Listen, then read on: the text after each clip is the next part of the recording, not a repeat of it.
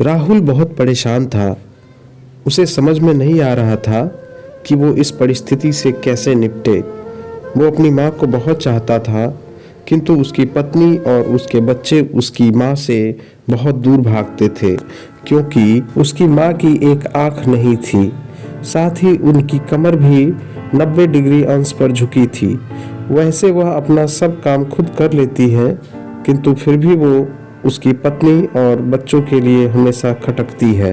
दादी, आप ऊपर के कमरे में जाओ, मेरे दोस्त आ रहे हैं, राहुल के बेटे निखिल ने बड़े बेरुखी से कहा। पर बेटा, मैं तो यहाँ बहुत दूर बैठी हूँ, राहुल की माँ ने बहुत प्यार से कहा। नहीं, आप उनके सामने मत रहो, वो मुझे चिढ़ाते हैं, निखिल ने जोर से डांटते हुए कहा। क्या हुआ निखिल, क्यों चिल्ला रहे हो? राहुल की पत्नी रुक्मिणी ने किचन से ही आवाज लगाई। देखो ना माँ, ये दादी यहीं ड्राइंग रूम में बैठी हैं और मेरे दोस्त आ रहे हैं, निखिल ने शिकायत भरे लहजे में कहा। माँ जी, आप ऊपर चली जाओ, क्यों हम लोगों को लजवाती हो? रुक्मिणी ने बेटे का पक्ष लेते हुए कहा। बेचारी लक्ष्मी चुपचाप उठकर जीने के सहारे ऊपर जाने लगी। कमर झुकी होने के कारण उन्हें ऊपर चढ़ने में बहुत परेशानी हो रही थी, किंतु वो पूरी ताकत से ऊपर के एक अकेले कोने वाले कमरे में जाकर बैठ गई। राहुल बाजू के कमरे से सब सुन रहा था। उसे कष्ट तो हो रहा था कि उसकी माँ को अपमानित होना पड़ रहा है, किंतु वो असहाय था। अगर वो कुछ कहता है तो पत्नी और बच्चे उसका विरोध करने लगते हैं। दूसरे उनके तर्क भी सही लगते हैं। चूंकि वो एक प्रशासनिक अधिकारी था, उसका सामाजिक स्तर बहुत ऊंचा था, उसकी ससुराल भी एक उच्च घराने में थी, अतः वह चुपचाप इस तरह हर दिन अपनी माँ को अपमानित होते देखता रहता था। रात को राहुल की पत्नी ने कहा, देखो जी, अब कुछ करो। कल कलेक्टर साहब की पत्नी आई थी, माँ जी अपनी देसी धुन धारा में उनसे मिली। मुझे बहुत शर्म आ रही थी बताते हुए कि यह मेरी सास है। मैंने कह दिया कि दूर की रिश्तेदार है, इलाज कराने आई हैं। राहुल को रोना आ गया, किंतु फिर भी वह चुप रहा। उसे समझ में नहीं आ रहा था कि वो क्या करे। अपने बेटे की मनः स्थिति को लक्ष्मी देवी अच्छी तरह से जानती थी और बेटे को कोई कष्ट ना हो, इसलिए वो हर बात को चुपचाप सह लेती थी। राहुल बहुत उदास रहने लगा। एक तरफ परिवार और सामाजिक स्तर पर जीने की प्रतिबद्धता थी, तो दूसरी ओर माँ। आखिरकार माँ से अपने बेटे की यह हालत देखी नहीं गई। एक दिन उसने अपने बेटे से कहा, राहुल, बहुत दिन हो गए हैं, मैं अपने गांव जाना चाहती हूँ, मुझे वहाँ पहुँचा दो, मेरा यहाँ मन नहीं लग रहा। किंतु माँ, वहाँ तो कोई नहीं है, तुम्हारी देखभाल कौन करेगा? राहुल ने आश्चर्य से पूछा। अरे सब गांव वाले तो हैं, और वो तुम्हारे मामा जी तो उसी गांव में रहते हैं, और फिर हम सारी व्यवस्थाएं कर आएंगे ना। रुक्मिणी को तो जैसे मन की मुराद मिल गई हो। हाँ बेटा, बहू सही कह रही है, लक्ष्मी ने लंबी सांसें लेते हुए कहा। राहुल जानता था कि गांव में माँ की देखभाल करने वाला कोई नहीं है, लेकिन अपनी पत्नी की जिद के कारण वह अपनी माँ को गांव छोड़ने पर विवश हो गया। माँ को गांव छोड़कर आते वक्त उसे रोना आ रहा था तथा अपनी बेबसी पर गुस्सा भी आ रहा था, किंतु परिवार, पत्नी और समाज ने उसके इन मनोभावों को दबा दिया और वो सुकून सा महसूस करने लगा। कुछ दिनों के बाद उसके चाचा, जो अमेरिका में रहते थे, आने वाले थे। जब राहुल बहुत छोटा था, उसके पिता जीवित थे, तब वो भारत आए थे और उसके बाद वो अब भारत आने वाले थे। पूरा परिवार और आस पड़ोस बहुत उत्साहित था। अमेरिका से राहुल के डॉक्टर चाचा आ रहे थे।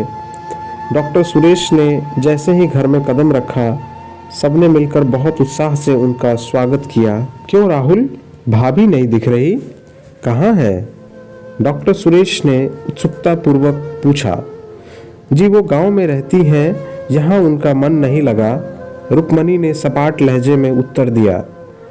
डॉक्टर सुरेश ने राहुल की ओर देखा तो राहुल ने अपनी आंखें झुका ली।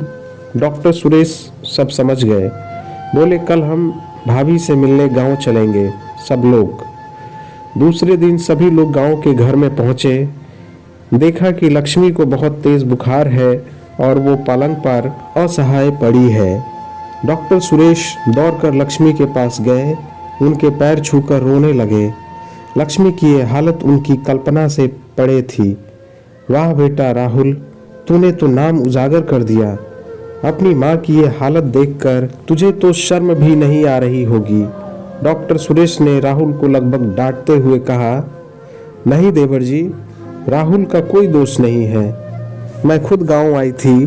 लक्ष्मी देवी ने अपने बेटे का बचाव किया। मुझे सब पता चल गया। भाभी आप चुप रहो। क्यों बहू, तुम्हें अपनी सास की क्रूरता पसंद नहीं है? समाज में तुम्हें नीचा देखना पड़ता है ना? डॉक्टर सुरेश ने रुक्मणी की ओर व्यंग से देखा। रुक्मणी निरुत्तर होकर राहुल को देखने लगी।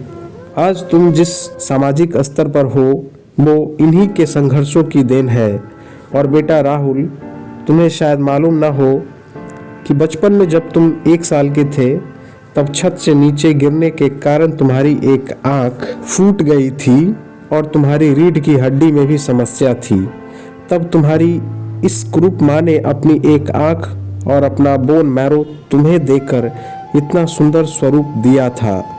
रुक्मणी बेटा, इतने सालों तक संघर्ष करके बेटे को प्रशासनिक अधिकारी बनाने वाली इस संघर्षशील औरत की तुम लोगों ने यह दशा कर दी। तुम्हें ईश्वर कभी माफ नहीं करेगा। डॉक्टर सुरेश की आंखों से अश्रु जल धारा बह रही थी। अब भाभी आप मेरे साथ अमेरिका जाएंगी, यहाँ इन स्वार्थी लोगों के बीच नहीं रहेंगी। डॉक्टर सुरेश ने लक्ष्मी से कहा, राहुल को तो काटो तो खून नहीं था। डॉक्टर सुरेश जो उसके चाचा थे, उन्होंने जो राज बताया उसके बाद तो राहुल को यही लग रहा था कि उससे ज़्यादा पापी इंसान इस दुनिया में कोई और है ही नहीं। वह दौड़ता गया और माँ लक्ष्मी देवी के कदमों से लिपट गया। माँ, मेरा अपराध अक्षम है। मैं जानबूझकर चुप्पी साधे रहा, आपका अपमान करवाता रहा। अब सिर्फ आप ही उस घर में मेरे साथ रहेंगी और कोई नहीं। राहुल ने आग्नेय दृष्टि से अपने पत्नी और बच्चों को देखा। रुक्मणी को भी बहुत पश्चाताप हो रहा था, किंतु उसकी हिम्मत नहीं हो रही थी कि वो लक्ष्मी देवी से आंख मिलाए।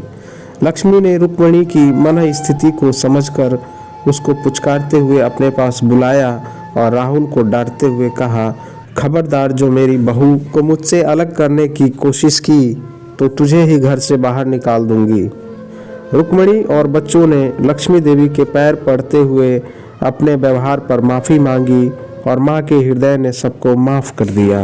दोस्तों, आप सबसे गुजारिश है कि आप अपने माता पिता के बुढ़ापे का सहारा बने, ना कि बोझ। कहानी कैसी लगी कमेंट करके ज़रूर बताएं। धन्यवाद।